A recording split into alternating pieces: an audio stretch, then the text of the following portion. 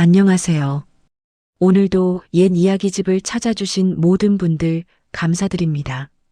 만약 소원이 이루어진다면 당신은 무엇을 빌겠습니까? 오늘은 그 행복한 상상과 함께 시작해 보겠습니다. 세 가지 소원. 지금 시작합니다.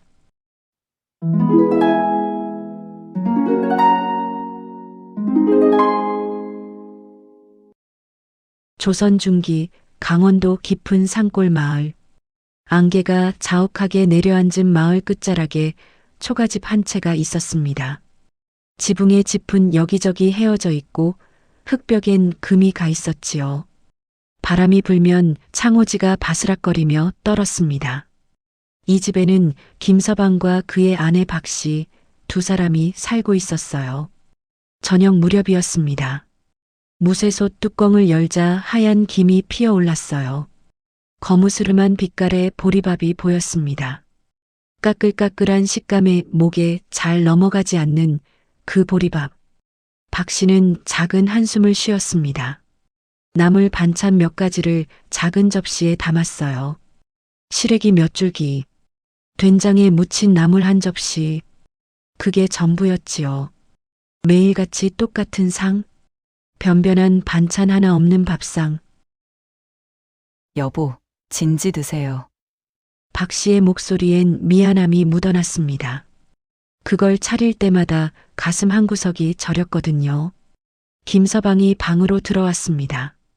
손은 거칠고 옷은 남루했지만 눈빛만은 맑은 사람이었어요. 그는 상 앞에 앉으며 미소 지었습니다. 오늘도 수고했소, 부인. 하지만 박 씨는 숟가락을 들다 말고 창밖을 바라보았습니다. 언덕 너머로 보이는 기와집, 담장이 높고 튼튼한 그 집, 최부잣집이었어요. 지금쯤 그 집 부엌에선 무슨 냄새가 날까요? 고기 굽는 냄새? 기름에 지진 전 냄새? 여보, 박 씨가 조심스럽게 입을 열었습니다. 언제쯤 우리도 쌀밥 한번 실컷 먹어볼 수 있을까요?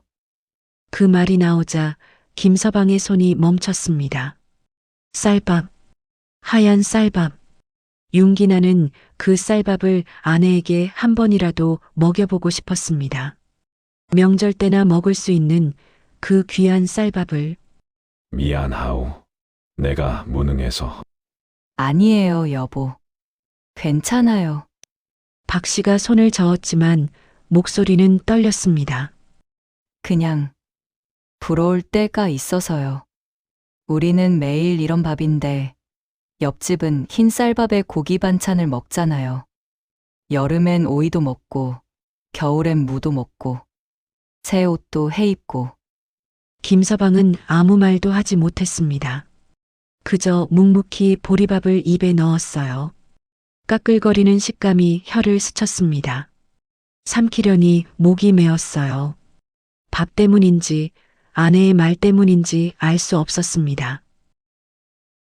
그날 밤 김서방은 잠을 이룰 수 없었습니다. 달빛이 창호지 틈으로 새어 들어왔어요. 희미한 빛이 방 안을 은은하게 비추었지요. 옆에선 아내가 고른 숨을 내쉬고 있었습니다. 김서방은 천장을 멍하니 바라보았습니다. 나도 부자였으면 생각이 꼬리에 꼬리를 물었어요. 아내에게 좋은 옷도 사주고 맛있는 음식도 먹이고 싶은데 이 추운 겨울에 두꺼운 이불도 없이 떨고 있으니 내가 무슨 남편인가. 가슴이 답답했습니다. 이튿날 새벽 김서방은 일찍 집을 나섰습니다. 나무를 하러 산으로 가는 길이었어요. 지게를 메고 낫을 들고 어둠이 채 가시지 않은 산길을 올랐습니다. 발밑에서 낙엽이 바스락거렸어요. 새벽 공기는 차갑고 날카로웠습니다. 숨을 내쉴 때마다 하얀 입김이 피어올랐지요. 오늘은 좋은 나무를 많이 해야 해. 조금이라도 더 벌어서 아내한테 나은 밥상을 차려줘야지. 김서방의 발걸음이 평소보다 빨랐습니다. 산속 깊은 곳으로, 더 깊은 곳으로 들어갔어요. 그곳엔 좋은 나무들이 많거든요. 단단하고 고든 나무, 장작으로 팔면 값을 더 받을 수 있는 나무. 한참을 걷다가 김서방은 멈춰 섰습니다. 여기쯤이면 되겠군. 그는 지게를 내려놓고 도끼를 들었어요. 한 그루 나무를 골라 힘차게 내리쳤습니다. 퍽! 도끼날이 나무 껍질에 박혔어요. 나무가 흔들렸습니다. 퍽! 퍽! 규칙적인 소리가 고요한 산속에 울려 퍼졌습니다. 땀이 이마에 맺혔어요. 거친 숨이 입 밖으로 새어나왔지요. 그때였습니다. 번쩍! 갑자기 하늘이 밝아졌습니다. 김서방은 도끼질을 멈추고 하늘을 올려다보았어요. 뭐지? 먹구름 한 점 없는 맑은 하늘이었어요. 해는 이제 막 떠오르고 있었습니다. 그런데 번쩍 또다시 빛이 번쩍였습니다. 이번엔 확실히 봤어요. 하늘에서 무언가가 떨어지고 있었습니다. 불덩이처럼 타오르는 것도 아니고 그렇다고 새도 아니었어요. 휙! 무언가가 빠르게 산 아래쪽으로 떨어졌습니다. 쿵! 멀리서 둔탁한 소리가 들렸어요. 김서방은 가슴이 두근거렸습니다. 저게 뭐지? 별똥별. 아니면 호기심이 발동했어요. 아니, 호기심이라기보단 이상한 끌림이었습니다. 마치 그곳으로 가야만 할 것 같은 느낌. 김서방은 도끼를 내려놓고 그쪽으로 달려갔습니다. 나뭇가지가 얼굴을 스쳤어요. 돌부리에 발이 걸렸지만 넘어지지 않았습니다. 숨이 가빠졌지만 멈추지 않았어요. 한참을 달려 도착한 곳, 작은 공터였습니다. 그리고 그 한가운데 빛나는 것이 하나 있었습니다. 김서방은 천천히 다가갔어요. 가까이 가자 그것의 정체가 보였습니다. 옥이었습니다. 손바닥만 한 크기의 맑고 투명한 옥이었어요. 아니, 투명하다기보단 은은하게 빛나고 있었습니다. 푸른빛과 흰빛이 섞인 마치 달빛을 머금은 듯한 색이었지요. 옥은 땅 위에 조용히 놓여 있었습니다. 주변 풀은 눌려 있었고 흙은 약간 파여 있었어요. 분명 하늘에서 떨어진 것이 맞았습니다. 이게 옥이라고? 김서방은 무릎을 꿇고 옥을 자세히 들여다보았어요. 신기했습니다. 옥에서 따뜻한 기운이 느껴졌거든요. 마치 살아있는 것처럼 은은하게 맥박이 뛰는 것 같았어요. 김서방은 조심스럽게 손을 뻗었습니다. 손가락 끝이 옥에 닿는 순간, 와! 마치 따뜻한 물속에 잠기는 것 같은 느낌이 들었어요. 온몸이 포근해졌습니다. 차가웠던 손끝이 따뜻해졌지요. 김서방은 옥을 들어 올렸습니다. 무게는 생각보다 가벼웠어요. 하지만 손에 전해지는 감촉은 묵직했습니다. 단단하면서도 부드러웠어요. 햇살이 옥을 통과했습니다. 그러자 옥 안에서 빛이 반짝였어요. 마치 별들이 춤추는 것 같았습니다. 푸른빛, 흰빛, 때로는 은빛까지 신비로운 빛깔들이 옥 속에서 일렁였지요. 이건 엄청 귀한 물건이야. 김서방은 침을 꿀꺽 삼켰습니다. 이런 옥은 처음 봤어요. 아니, 듣기만 했습니다. 양반댁 어른들이 차고 다니는 옥패도 이렇게 아름답진 않다고 했거든요. 이걸 팔면, 순간 그런 생각이 스쳤습니다. 이걸 팔면 쌀을 살 수 있어. 아니, 쌀뿐이 아니야. 고기도 사고, 새 옷도 해 입을 수 있어. 집도 고칠 수 있고. 김서방은 옥을 품속 깊이 넣었습니다. 따뜻한 기운이 가슴팍에서 느껴졌어요. 그는 서둘러 집으로 돌아갔습니다. 나무는 하나도 하지 못했지만 그건 중요하지 않았어요. 이 옥 하나면 당분간은 걱정 없을 테니까요. 집으로 돌아온 건 해가 중천에 떴을 무렵이었습니다. 여보, 이것 좀 보시오. 김서방이 헐레벌떡 뛰어들어왔어요. 박 씨가 놀라 일어섰습니다. 여보, 무슨 일이에요? 나무는요? 나무는 중요하지 않소. 이것 좀 보시오. 김서방은 품에서 옥을 꺼냈습니다. 햇살이 창문으로 들어와 옥을 비췄어요. 옥이 다시 빛나기 시작했습니다. 박 씨의 입이 떡 벌어졌어요. 이게 뭐예요? 옥이요. 하늘에서 떨어진 옥이요. 김서방이 설명했습니다. 하늘에서 빛이 떨어진 것, 공터에서 이 옥을 발견한 것. 박 씨는 옥을 들여다보며 감탄했어요. 정말 아름답네요. 이렇게 신비로운 옥은 처음 봐요. 그렇소. 이걸 팔면, 김서방의 목소리에 기대가 묻어났습니다. 이걸 팔면 우리 당분간은 편하게 살 수 있을 거요. 박 씨도 고개를 끄덕였어요. 그렇겠네요. 이 정도 옥이면 쌀도 살 수 있고 옷감도 살 수 있겠어요. 부부는 옥을 번갈아 보며 기뻐했습니다. 하지만 시간이 지날수록 김서방의 얼굴이 굳어졌어요. 저녁이 되었습니다. 보리밥상을 받았지만 김서방은 숟가락을 들지 않았어요. 그저 멍하니 앉아 있을 뿐이었습니다. 여보, 왜 그러세요? 안 드세요? 박 씨가 걱정스럽게 물었습니다. 여보, 김서방이 천천히 입을 열었어요. 이 옥 말이오. 팔아도 되는 걸까요? 네. 무슨 말씀이세요? 이건 분명 누군가의 물건일 거요. 김서방의 목소리가 무거워졌습니다. 하늘에서 떨어졌다는 건 누군가 잃어버렸다는 뜻 아니겠소? 그 사람이 얼마나 애타게 찾고 있을까요? 박 씨는 잠시 말이 없었습니다. 그러다 조용히 말했어요. 그러게요. 저도 그 생각을 했어요. 이렇게 귀한 물건인데 주인이 얼마나 속상할까요?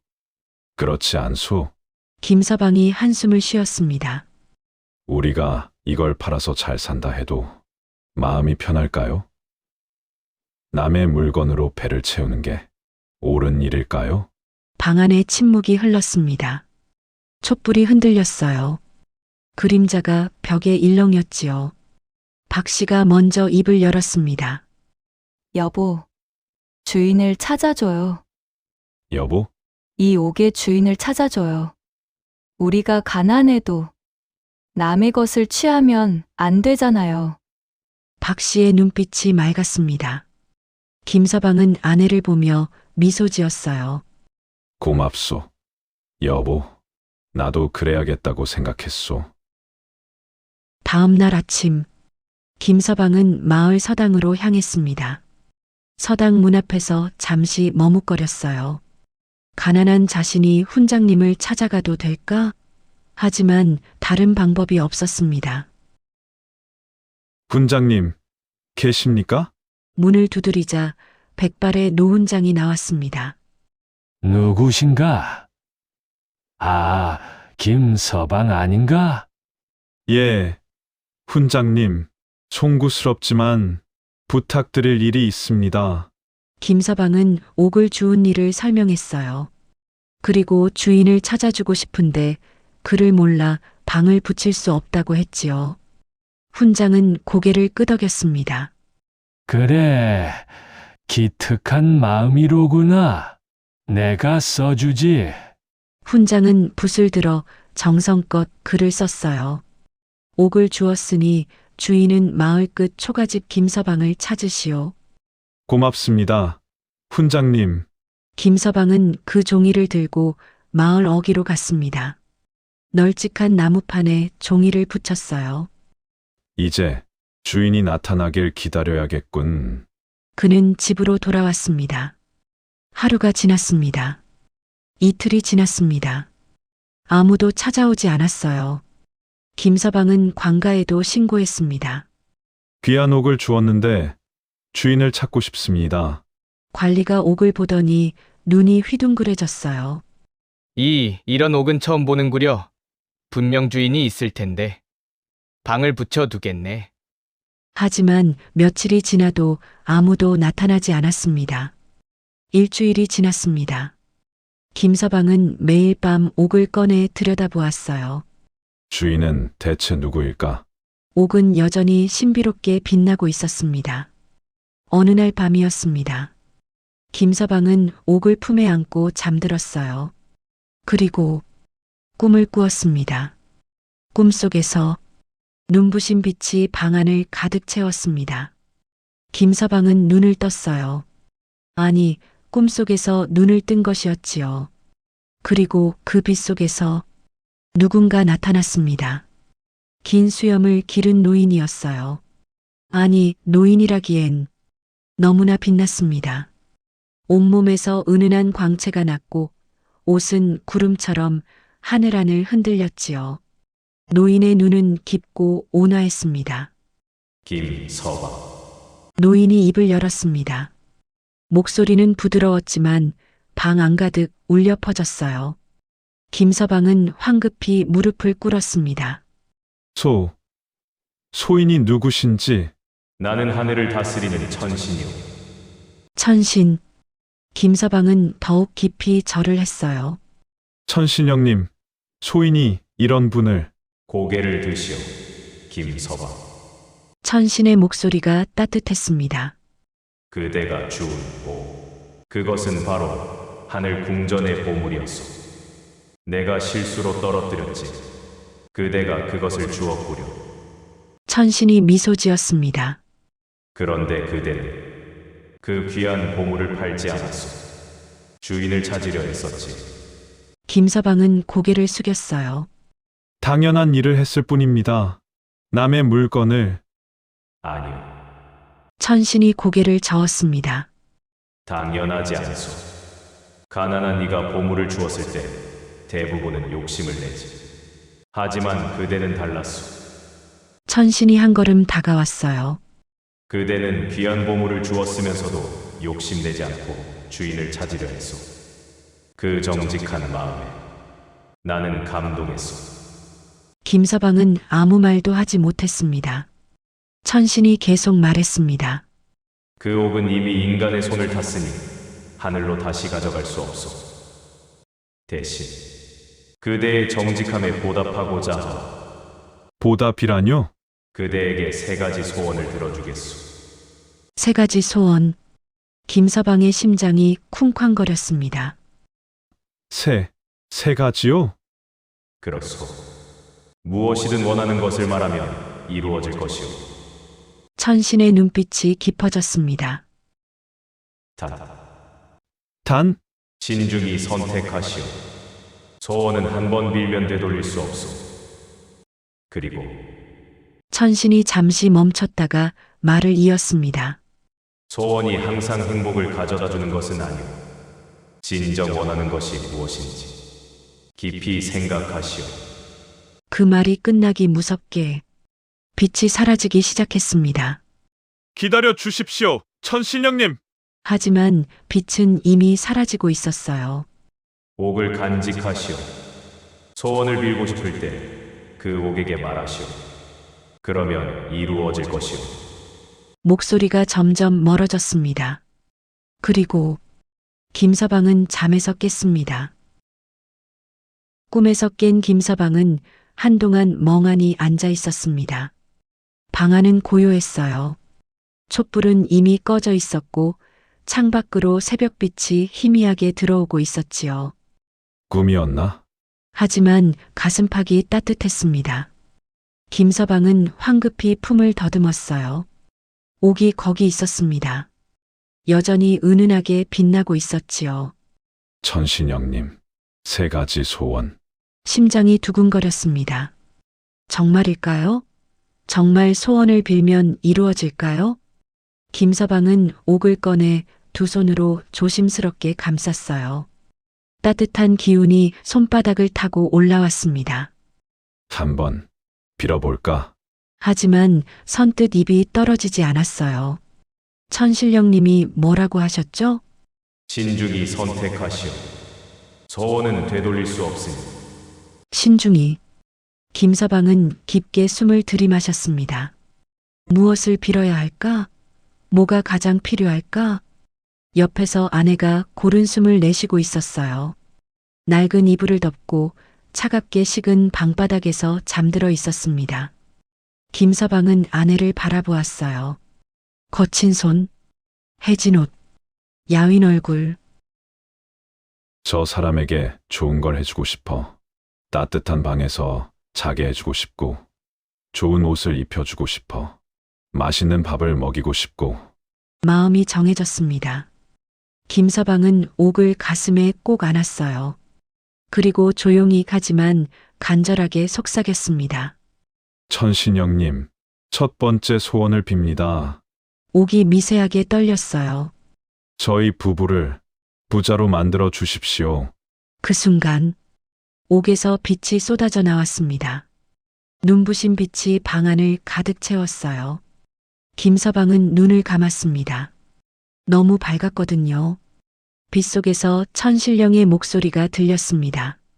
그대의 첫 번째 소원 들어주겠소. 그리고 빛이 사라졌습니다.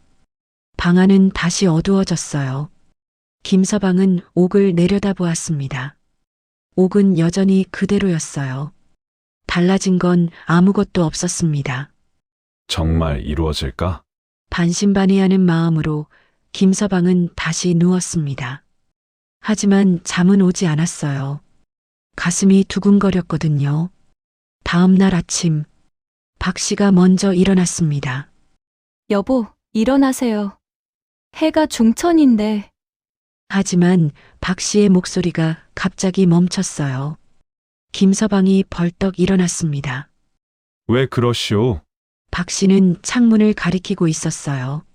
손가락이 떨리고 있었습니다. 저기, 마당을. 김서방은 창문으로 달려갔습니다. 그리고 숨이 멎었습니다. 마당이 완전히 달라져 있었습니다. 어제까지만 해도 좁고 비좁았던 흙마당, 잡초가 자라고 울퉁불퉁했던 그 마당이 이제는 넓고 반듯한 돌마당이 되어 있었어요. 그리고 그 위에 금덩이들이 산처럼 쌓여 있었습니다. 이게 김서방은 급히 문을 열고 마당으로 뛰어나갔어요. 햇살이 금덩이에 반사되어 눈이 부셨습니다. 금덩이뿐이 아니었어요. 은개도 있었고 비단 보따리도 수북했습니다. 쌀가마니가 10개도 넘게 쌓여 있었고 옥으로 만든 장신구 상자들도 여러 개 보였어요. 여보, 이게 정말 진짜예요? 박 씨가 뒤따라 나왔습니다. 그녀는 떨리는 손으로 금덩이 하나를 집어들었어요. 차갑고 무겁고 단단한 감촉. 진짜였습니다. 어떻게 된 거예요? 박 씨의 목소리가 떨렸습니다. 김서방은 아내에게 어젯밤 일을 설명했어요. 꿈속에서 천신령을 만난 일, 3가지 소원을 받은 일, 그리고 첫 번째 소원을 빈 일. 박 씨는 믿을 수 없다는 표정으로 남편을 바라보았습니다. 정말이에요? 우리가 부자가 된 거예요? 그런 것 같소. 김서방의 목소리도 떨렸습니다. 부부는 서로를 껴안았어요. 기쁨의 눈물이 흘러내렸습니다. 여보, 이제 쌀밥을 먹을 수 있어요. 그렇소. 매일 쌀밥을 먹을 수 있소. 그날부터 모든 것이 달라졌습니다. 일주일 후, 김서방 부부는 마을에서 가장 큰 기와집으로 이사했어요. 넓은 사랑채와 안채가 있는 집이었습니다. 기와 지붕은 햇빛에 반짝였고 대문은 육중하고 튼튼했어요. 마당엔 연못도 있었고 정원엔 소나무와 매화나무가 심어져 있었지요. 초가집에서 살던 부부에게는 꿈같은 집이었습니다. 여보, 이 집이 정말 우리 집이에요? 박 씨가 넓은 대청마루에 서서 물었어요. 그렇소. 이제 이 집이 우리 집이오. 김서방도 믿기지 않는다는 표정이었습니다. 새 옷도 해입었어요. 김서방은 고급 무명으로 지은 도포를 입었습니다. 부드러운 감촉이 피부에 닿았어요. 허리엔 비단띠를 둘렀고 발엔 새 집신을 신었지요. 박 씨는 고운 색동 저고리를 입었습니다. 치마는 비단으로 만들어졌고 머리엔 은비녀를 꽂았어요. 손목엔 옥팔찌가 반짝였습니다. 여보, 제가 이런 옷을 입어도 되는 걸까요? 박 씨가 자신을 내려다보며 말했어요. 당연하지요. 이제 우린 부자요. 하인도 두었습니다. 사랑채엔 사내종 하나, 안채엔 계집종 하나. 날이 분부만 내리십시오. 종들이 절을 했어요. 날이. 김서방은 그 호칭이 낯설었습니다. 어제까지만 해도 나무꾼이었는데. 그리고 드디어 쌀밥을 먹었습니다. 저녁상이 들어왔을 때 김서방과 박 씨는 그저 멍하니 상을 바라보았어요. 하얗고 윤기 나는 쌀밥. 그 위로 김이 모락모락 피어올랐습니다. 고소한 냄새가 코끝을 자극했어요. 반찬도 푸짐했습니다. 고기가 수북이 담긴 접시, 생선구이, 나물 여러 가지, 김치, 장아찌, 전. 여보, 박 씨의 눈에 눈물이 고였습니다. 이게 쌀밥이에요. 정말 쌀밥. 김서방도 목이 메었어요. 그렇소. 이제 매일 이런 밥을 먹을 수 있소. 박 씨가 떨리는 손으로 숟가락을 들었습니다. 쌀밥을 한 숟가락 떴어요. 입에 넣는 순간 박 씨가 눈을 감았습니다. 부드러웠어요. 입안에서 살살 녹았습니다. 달콤하고 고소한 맛이 혀를 감쌌어요. 까끌까끌하던 보리밥과는 완전히 달랐습니다. 맛있어요. 정말 맛있어요. 박 씨가 눈물을 흘리며 말했습니다. 김서방도 쌀밥을 한 숟가락 떴어요. 이게 쌀밥이구나. 매일 보리밥만 먹던 입에 쌀밥은 축복 같았습니다. 그날 밤 부부는 행복에 겨워 잠들었습니다. 따뜻한 방에서 두꺼운 이불을 덮고 배부른 상태로 이제 모든 게 좋아질 거야. 김서방은 그렇게 생각했습니다. 하지만 행복은 오래가지 않았습니다. 한 달이 지났을 무렵 문제들이 하나둘씩 생기기 시작했어요. 첫 번째 문제는 친척들이었습니다. 김서방, 오랜만이야? 어느 날 먼 친척이 찾아왔어요. 평소엔 거들떠도 안 보던 사촌형이었습니다. 형님, 무슨 일이십니까? 아, 그게 요즘 농사가 안 돼서 말이야.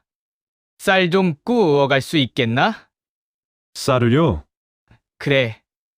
내가 갑자기 부자가 됐다며 좀 나눠줄 수 있지 않겠나? 김서방은 난처했습니다. 하지만 친척인데 거절할 수도 없었어요.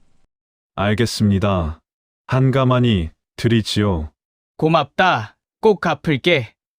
하지만 사촌형은 돌아가지 않았습니다. 며칠 후 다른 친척이 또 왔어요. 김서방, 돈 좀 빌려줄 수 있나? 또요? 애가 아파서 약값이 필요하네. 자네가 부자잖아? 김서방은 또 돈을 빌려줬습니다. 그 다음 주엔 또 다른 친척이 왔어요. 집 지을 돈이 필요한데 그 다음엔 장사 미천이 필요해서. 끊임없이 사람들이 찾아왔습니다. 평소엔 연락도 없던 먼 친척들까지. 김서방은 지쳐갔어요. 여보, 이러다간 우리가 가진 것도 다 떨어지겠어요. 박 씨가 걱정스럽게 말했습니다. 그러게 말이오.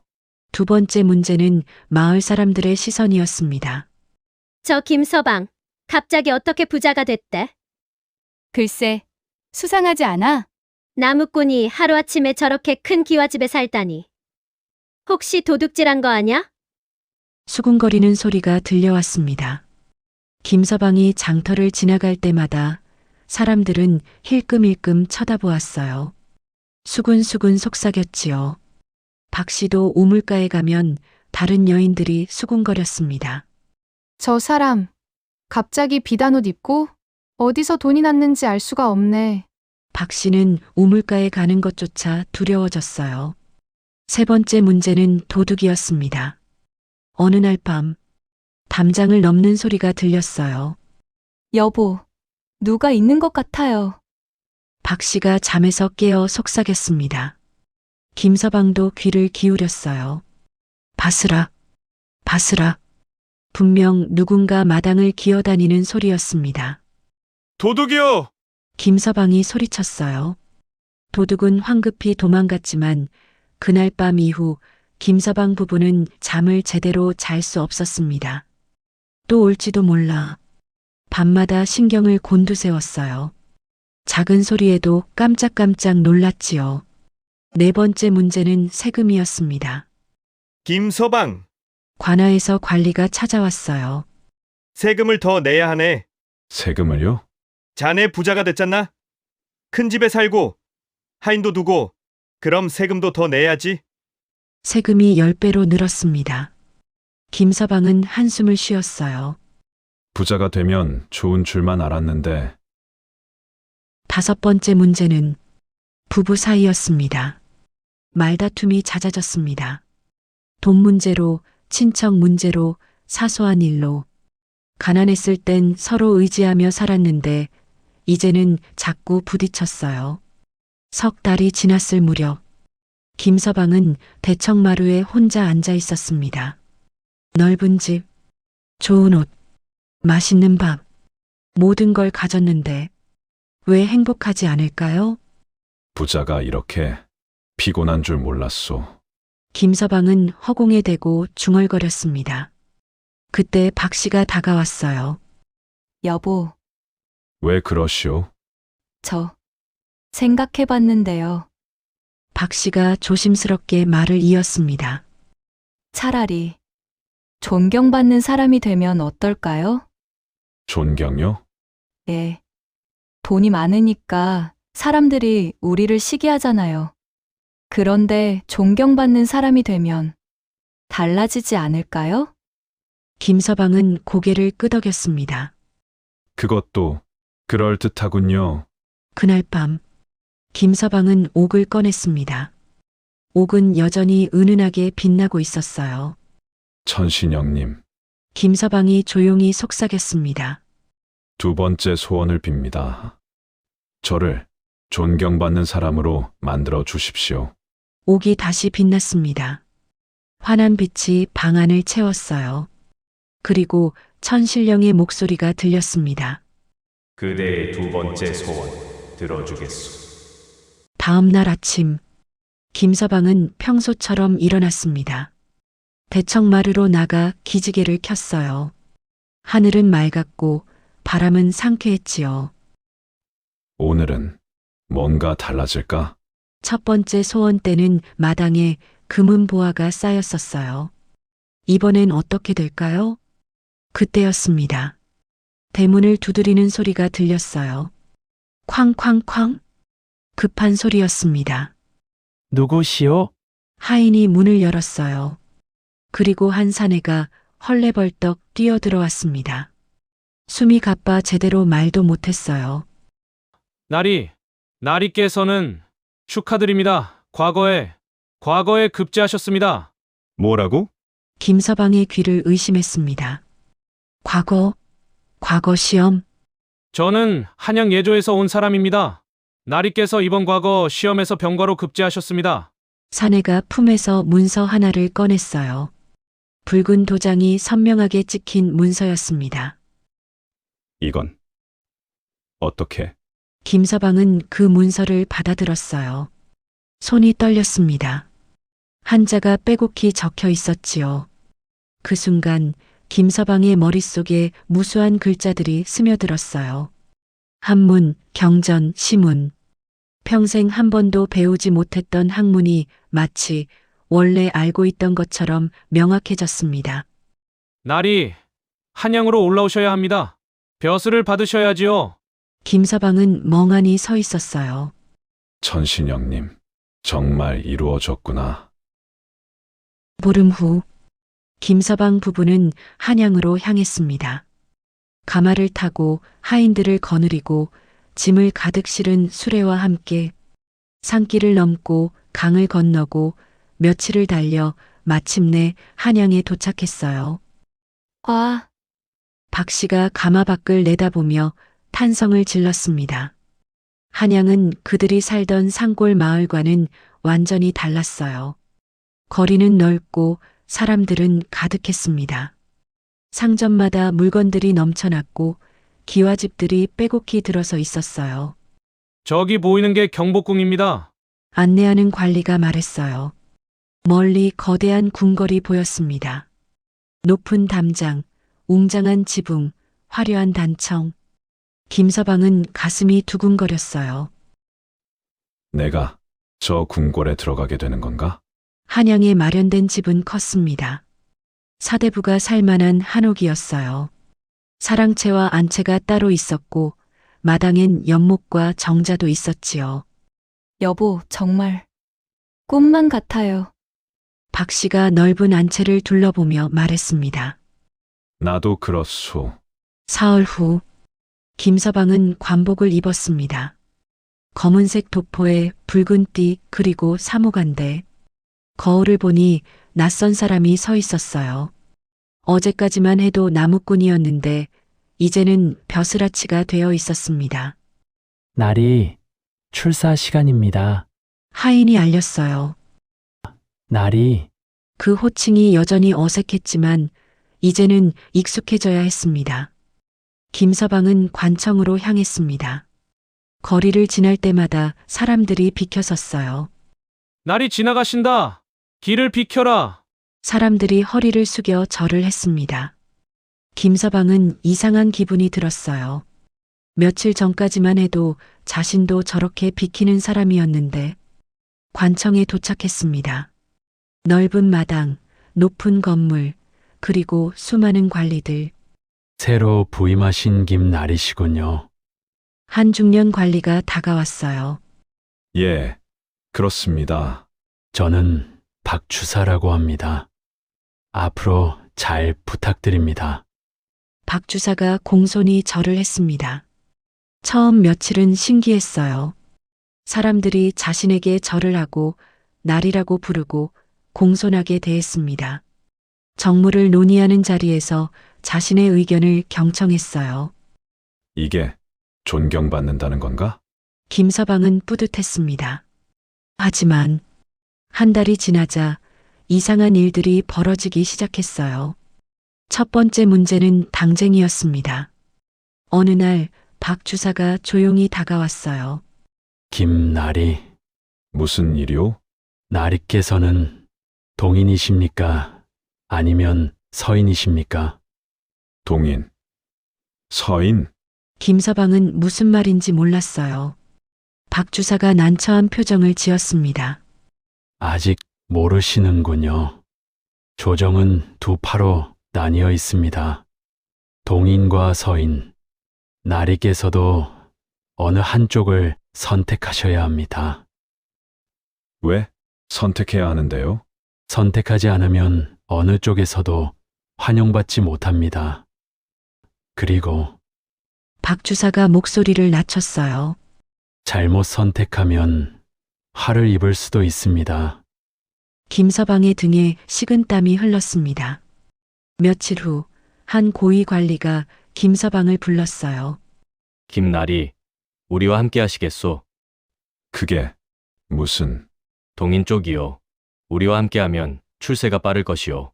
하지만 그날 오후 다른 고위 관리가 또 찾아왔습니다. 김날이, 저쪽 말 듣지 마시오. 서인이 진짜 힘이 있소. 김서방은 혼란스러웠어요. 누구 말을 들어야 할까? 어느 쪽을 선택해야 할까? 잘못 선택하면 어떻게 될까? 밤에 잠을 이룰 수 없었습니다. 두 번째 문제는 뇌물이었습니다. 어느 날 저녁 한 상인이 집으로 찾아왔어요. 날이, 이건 작은 선물입니다. 상인이 보자기를 풀었습니다. 안에는 은자 수십 냥이 들어 있었어요. 이건 뭐요? 제가 장사를 하는데 나리께서 도장만 하나 찍어주시면 뇌물이었습니다.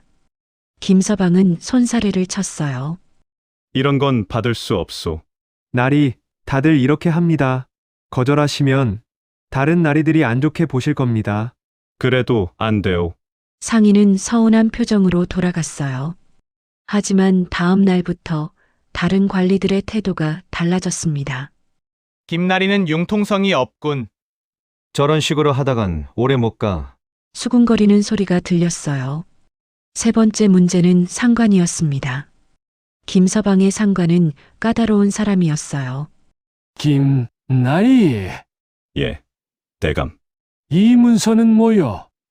이렇게 허술하게 작성하면 어떻게 하오? 죄송합니다. 다시 쓰겠습니다. 시골 출신이라 그런가? 일처리가 영 시원찮군. 상관은 틈만 나면 김서방을 나무랐어요. 사소한 실수도 크게 트집을 잡았지요. 김서방은 매일 전전긍긍했습니다. 잘못하면 벼슬을 잃을지도 몰라. 네 번째 문제는 모함이었습니다. 석 달이 지났을 무렵 갑자기 소문이 돌기 시작했어요. 김나리가 장부를 조작했다더군. 뇌물을 받았다는 소문도 있던데. 거짓이었습니다. 하지만 소문은 빠르게 퍼졌어요. 어느 날 사원부에서 사람이 왔습니다. 김나리, 조사를 받으셔야겠습니다. 조사라뇨? 저는 아무 잘못도. 그건 조사해봐야 알 것 아뇨? 김서방은 끌려갔어요. 신문실은 어두웠습니다. 차가운 돌바닥, 습한 공기, 그리고 무거운 침묵. 김아무개, 그대가 장부를 조작했다는 증거가 있소. 아닙니다. 저는 그런 적이. 변명 말고 실토하시오. 신문은 하루 종일 계속되었어요. 다행히 증거가 없어서 풀려났지만 김서방은 완전히 지쳐 있었습니다. 집으로 돌아왔을 때 그는 거의 쓰러질 뻔했어요. 여보, 박 씨가 달려왔습니다. 괜찮으세요? 무슨 일이 있었던 거예요? 김서방은 모든 걸 설명했습니다. 박 씨의 얼굴도 어두워졌어요. 여보, 저도 힘들어요. 당신도요? 네. 한양 양반댁 부인들이 저를 무시해요. 박 씨의 목소리가 떨렸습니다. 시골에서 온 주제에 뭘 안다고 그러면서 모임에도 안 끼워줘요. 귀에서 비웃고. 박 씨의 눈에 눈물이 고였어요. 저는 그냥 친정집이 그리워요. 김서방은 아내를 껴안았습니다. 미안하오. 내가 잘못 생각했소. 6달이 지났습니다. 김서방은 거울을 보았어요. 야윈 얼굴, 어두운 눈빛, 백발이 늘어난 머리, 반년 만에 늙어버린 것 같았습니다. 존경은 무슨, 이건 지옥이오. 김서방이 중얼거렸어요. 관복은 무거웠습니다. 사모는 머리를 짓눌렀어요. 관청에 가는 길은 마치 형장으로 가는 것 같았지요. 매일매일이 긴장의 연속이었습니다. 말 한마디 잘못하면 모함당하고 행동 하나 잘못하면 탄핵당하고 어느 쪽 편도 들 수 없고 그렇다고 중립을 지키면 양쪽 모두에게 미움받고. 이게 내가 원했던 삶인가? 어느 날 밤이었습니다. 김서방은 마당에 홀로 앉아 있었어요. 달이 밝았습니다. 은은한 달빛이 마당을 비췄지요. 박 씨가 나와 옆에 앉았어요. 여보. 응. 우리 그때가 좋았던 것 같아요. 그때? 네. 산골 마을에서 살 때요. 가난했지만 마음은 편했잖아요. 박 씨의 목소리가 떨렸습니다. 보리밥 먹고 초가집에 살아도 괜찮았어요. 아무도 우리를 모함하지 않았고 아무도 우리를 비웃지 않았어요. 그냥. 박 씨가 눈물을 훔쳤어요. 그냥 우리 둘이 서로를 아끼며 살았잖아요. 김서방도 고개를 끄덕였습니다. 나도 같은 생각을 하고 있었소. 두 사람은 한동안 말없이 앉아 있었어요. 달빛이 그들을 비췄습니다. 김서방이 먼저 입을 열었습니다. 마누라, 예. 세 번째 소원을 빌어야겠소. 세 번째 소원이요? 그렇소. 이제 알 것 같소. 김서방이 하늘을 올려다보았어요. 진짜 행복이 뭔지, 우리에게 진짜 필요한 게 뭔지. 박 씨도 하늘을 올려다보았습니다. 그게 뭔데요? 김서방이 아내의 손을 잡았어요. 우리가 가졌던 것, 소박하지만 평온했던 그 삶이요. 그날 밤 김서방은 방으로 들어가 옥을 꺼냈습니다. 오랜만에 꺼내본 옥이었어요. 한양에 와서는 한 번도 꺼내보지 않았거든요. 옥은 여전히 은은하게 빛나고 있었습니다. 푸른빛과 흰빛이 섞인 달빛 같은 색. 김서방은 옥을 두 손으로 감싸 쥐었어요. 따뜻한 기운이 손바닥을 타고 올라왔습니다. 천신영님, 김서방이 조용히 속삭였습니다. 마지막 소원을 빕니다. 옥이 미세하게 떨렸어요. 김서방은 깊게 숨을 들이마셨습니다. 부자도 필요 없습니다. 벼슬도 필요 없습니다.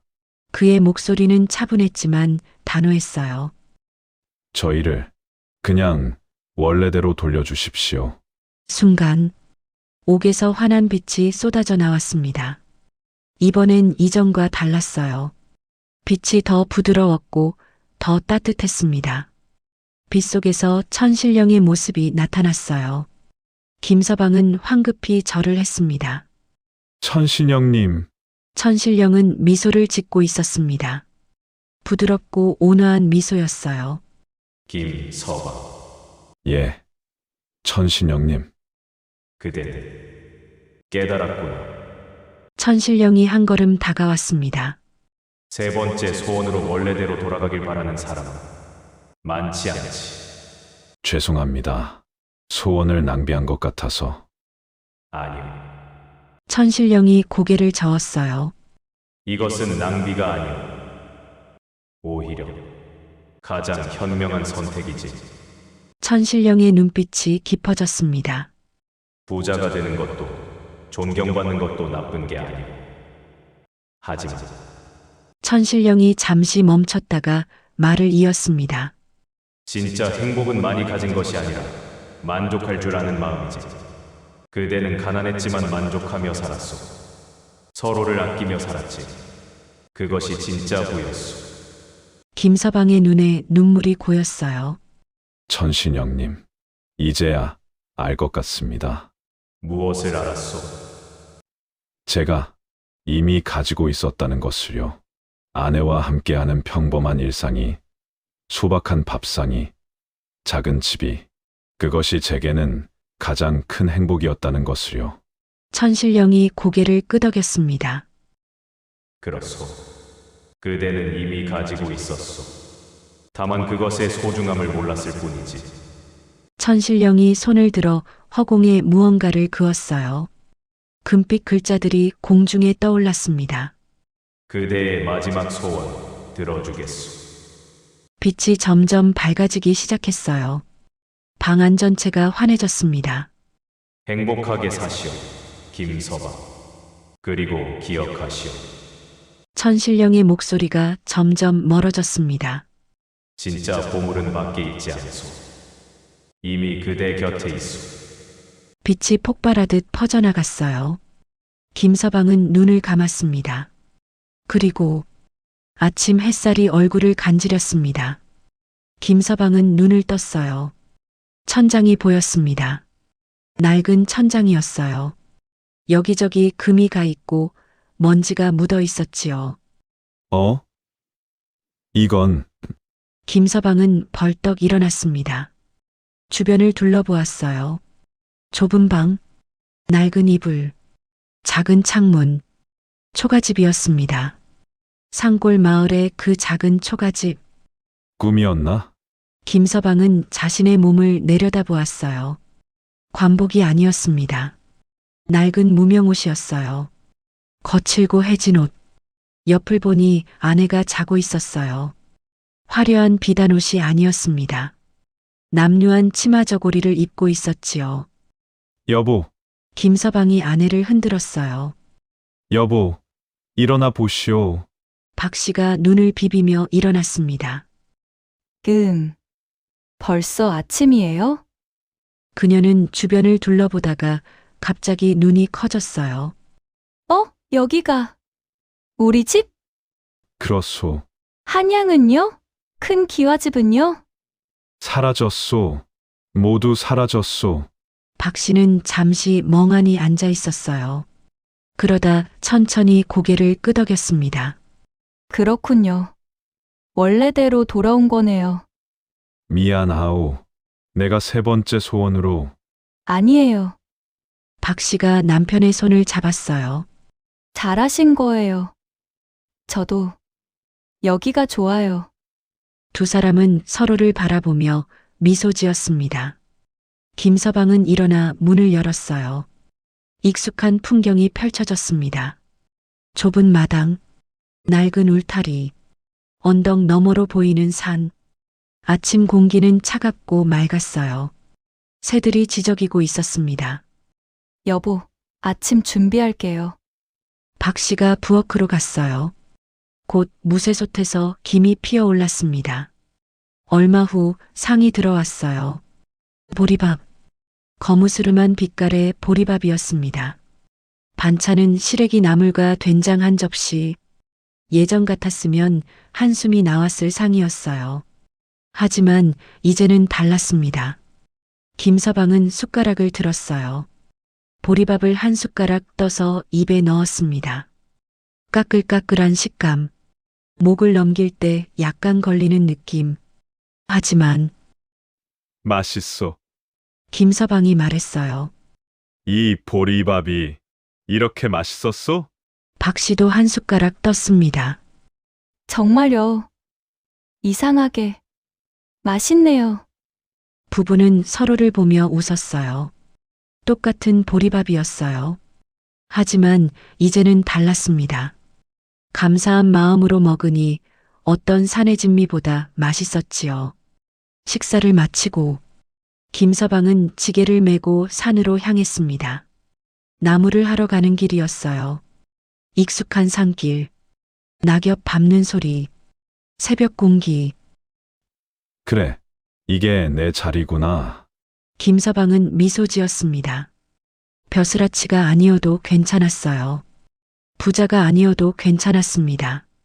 그저 이렇게 성실하게 하루하루 살아가면 되는 거였지요. 그날 저녁, 김서방은 품을 뒤적였어요. 옥을 찾으려는 것이었습니다. 하지만 옥은 없었어요. 온 집안을 뒤졌지만 옥은 어디에도 없었습니다. 여보, 옥 못 봤어? 옥이요? 아니요, 못 봤는데요. 김서방은 마당으로 나갔어요. 혹시 떨어뜨렸나 싶어서였지요. 하지만 마당에도 없었습니다. 김서방은 마당에서 하늘을 올려다보았습니다. 별들이 조용히 빛나고 있었습니다. 옥은 제 역할을 다한 거구나. 김서방은 고개를 숙여 하늘을 향해 깊이 절을 했어요. 고맙습니다. 천신영님. 덕분에 깨달았습니다. 가슴이 따뜻했습니다. 그로부터 몇 년이 흘렀습니다. 김서방 부부는 여전히 산골 마을에서 살고 있었어요. 여전히 초가집에서 여전히 보리밥을 먹으며. 하지만 달라진 것이 있었습니다. 부부의 얼굴에는 항상 미소가 있었어요. 작은 일에도 감사했습니다. 따뜻한 햇살에 감사하고 시원한 바람에 감사하고 건강한 몸에 감사했지요. 김서방은 이웃들을 도왔습니다. 나무를 많이 해서 어려운 이웃에게 나눠줬어요. 아픈 사람이 있으면 약초를 캐다 줬습니다. 박 씨도 마찬가지였어요. 혼자 사는 노인이 있으면 밥을 해다 드렸고 아이가 있는 집에는 옷을 지어줬지요. 왜 이렇게 남 도와주는데 열심히요? 누군가 물었을 때 김서방은 이렇게 답했습니다. 나눔이 진짜 부자가 되는 길이라는 걸 알았기 때문이요. 또 몇 년이 흘렀습니다. 어느 저녁이었어요. 김서방과 박 씨는 마루에 나란히 앉아 있었습니다. 석양이 지고 있었어요. 하늘은 붉게 물들어 있었지요. 여보, 응, 행복해요. 박 씨가 말했습니다. 나도 그렇소. 우리 부자였을 때보다, 벼슬아치였을 때보다, 지금이 제일 좋아요. 나도 마찬가지요. 김서방이 아내의 손을 잡았어요. 거칠고 주름진 손이었습니다. 하지만 따뜻했어요. 우리 참 많이 돌아왔소. 그러게요. 부자도 되고, 벼슬아치도 되고, 결국 제자리로 왔네요. 하지만 헛되지 않았소. 김서방이 말했어요. 덕분에 깨달았으니까 무엇을요? 진짜 행복이 뭔지, 진짜 부가 뭔지. 김서방이 석양을 바라보며 말을 이었습니다. 많이 가진 게 행복이 아니라 만족하는 마음이 행복이라는 것. 맞아요. 박 씨도 고개를 끄덕였어요. 그리고 우리에게 가장 소중한 건 바로 옆에 있다는 것. 두 사람은 서로를 바라보며 미소 지었습니다. 석양빛이 그들을 비췄어요. 주름진 얼굴이지만 행복한 표정이었습니다. 가난하지만 마음은 부자였지요. 그날 밤, 별이 쏟아지는 하늘 아래, 김서방은 혼자 마당에 앉아 있었어요. 하늘을 올려다보며 중얼거렸습니다. 천신령님, 고맙습니다. 별들이 반짝였습니다. 마치 대답하는 것처럼. 3가지 소원을 주셨지만 진짜로 받은 건 하나였습니다. 김서방이 미소 지었어요. 깨달음이라는 선물을요. 바람이 불어왔습니다. 부드럽고 따뜻한 바람이었어요. 그 바람 속에서 천신령의 목소리가 들리는 것 같았습니다. 잘 살고 있구나, 김서방. 김서방은 고개를 끄덕였어요. 예, 잘 살고 있습니다. 이제는 정말 잘 살고 있습니다. 별빛이 더욱 밝게 빛났습니다. 이렇게 김서방의 이야기는 끝이 났습니다. 3가지 소원. 부자가 되고 존경받고 다시 원래대로. 돌고 돌아 제자리로 왔지만 그는 완전히 달라져 있었어요. 이제 그는 알았습니다. 행복은 많이 가진 것이 아니라 가진 것에 만족하는 마음이라는 것을. 진짜 부는 금과 은이 아니라 서로를 아끼는 마음이라는 것을.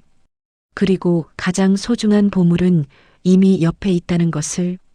만약 여러분에게 3가지 소원이 주어진다면 무엇을 빌겠습니까? 그리고 진짜로 필요한 것은 무엇일까요? 혹시 이미 가지고 있는 것은 아닐까요? 이 이야기가 여러분의 마음에 작은 울림을 남겼기를 바라며 이야기가 마음에 드셨다면 좋아요와 구독 부탁드립니다. 오늘도 여러분의 하루에 따뜻함이 가득하길 바랍니다. 감사합니다.